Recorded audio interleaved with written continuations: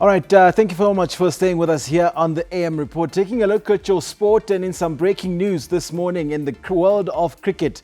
Former Proteas captain Faf Du Plessis has announced his retirement from Test cricket after 69 matches in South African colours. He ends with 4,260 runs at an average of 40.02 with 10 centuries to his name. His best score of 199 came in December last year against Sri Lanka and Centurion.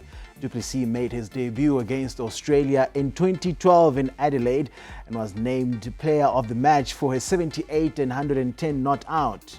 He played his last match in the longest format of the game against Pakistan this month. And he replaced AB de Villiers as Test captain in 2016 and led South Africa in 36 Test matches before stepping down early last year. All right, to further look at that retirement, just about a few minutes ago that he announced Faf Du Plessis on his Instagram account. And Philasande Sixaba is joining me here in studio to discuss Faf Du Plessis' career. At 36, did you feel he still had something in the tank? I think not in the longest format of the game. It's taken a lot of toll on his body. He's one person that really looks after his body. And I think that the Test cricket format has really demanded a lot of Faf Du Plessis over the years. I think it's the right time, and even in the statement that he put out, he felt that it's the right time after 15 years of playing international cricket, and particularly Test cricket, to move on from the format. You know, he's still available for the T20s, which will be his big focus now going forward with the T20 World Cup in the next 2 years, and of course playing in the leagues around the world, and something that he really still wants to contribute in. Also still very much available for the one-day side. So I think it's about time for him to step away from the longest format of the game, particularly now in the uncertain times of COVID-19, the quarantines that you have to go through. He's also got a very young family. I think his second-born child was born about a month or two ago. So there's a lot of other responsibilities that now that he has to take care of. And I think, you know, stepping away from the test side is a good decision from Faf Du Plessis. I'm thinking of the names, Pila, that South African cricket is having to say goodbye to in recent times. I'm thinking of Hashim Amla. Yep. He was a fixture in the Proteas lineup. I'm thinking of AB de Villiers. There were rumors of him making a return late last year. That didn't happen. Obviously, COVID had a lot to do with that. And now Faf Du Plessis, senior players.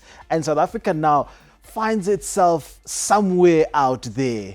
And it's not among the big names in Test cricket, namely India, Australia, and England. Add to that Dale Steyn also, Benjamin. I think, you know, it's a bit of an exodus, and it's expected. You know, it's the cycle of international sport where you have a core group of players moving on from the game. And I think that now the challenge for South Africa, and we were in the initial rebuilding stage of particularly the Test side, but it becomes even more difficult now. And we heard Graham Smith saying that, you know, the fact that South Africa and the rest of the test-playing nations play so little Test cricket makes it very difficult for them to rebuild and blood new players so that they can gain that much valuable Test match experience. So it's going to be a difficult sort of transition for Mark Boucher, but there's some really nice names coming through the domestic scene. We've seen Zubaya Hamza play international cricket before, so he'll be in thereabouts. There's Keegan Peterson, who's yet to make his Test debut. And there's a lot of other young batsmen that are coming through to stake a claim to replace Faf Du Plessis in that middle order. So I think in terms of the replacement stocks, we're very much well stocked, but it is an unfortunate occurrence that Faf Du Plessis has decided to step away from Test cricket. The recent tour of Pakistan, South Africa lost 2-0 in the Test matches, whitewashed there, and they lost 2-1 in the one-day matches. And certainly coach Mark Boucher received a lot of criticism, and the senior players shouldered a lot of the blame as well. Does it have anything to do with this decision, the recent tour of Pakistan? I don't think that the recent tour would have had any bearing on his decision, Benjamin. I think it's been a decision that's been coming for a long time. You remember he let go of the leadership responsibilities after that tour of England in 2019. So it's been a gradual sort of exit from international cricket, particularly in the Test side, where he was very influential. He took over the Test side after A.B. de Villiers and you know, in rather controversial circumstances where South Africa weren't really doing well. He was tasked with rebuilding the morale of the side, took them to really good victories over Australia, in Australia, back to back, which is a feat that no other Test playing nation has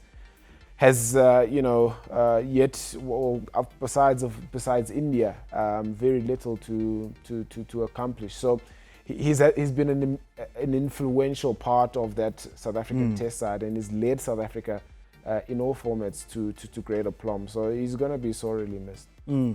Well, this is part of Faf Du Plessis' statement this morning. It has been a year of refinement in the fire for all of us. Uncertain were the times, but they brought clarity for me in many respects. My heart is clear and the time is right to walk into a new chapter. It has been an honor to play for my country in all the formats of the game, but the time has come for me to retire from Test cricket. Those are the words of former Proteas captain Faf Du Plessis.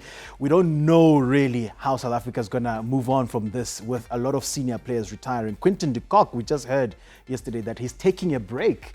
We don't know how long that will last. Well, that's it. Philasande Sixaba, thank you so much for your time.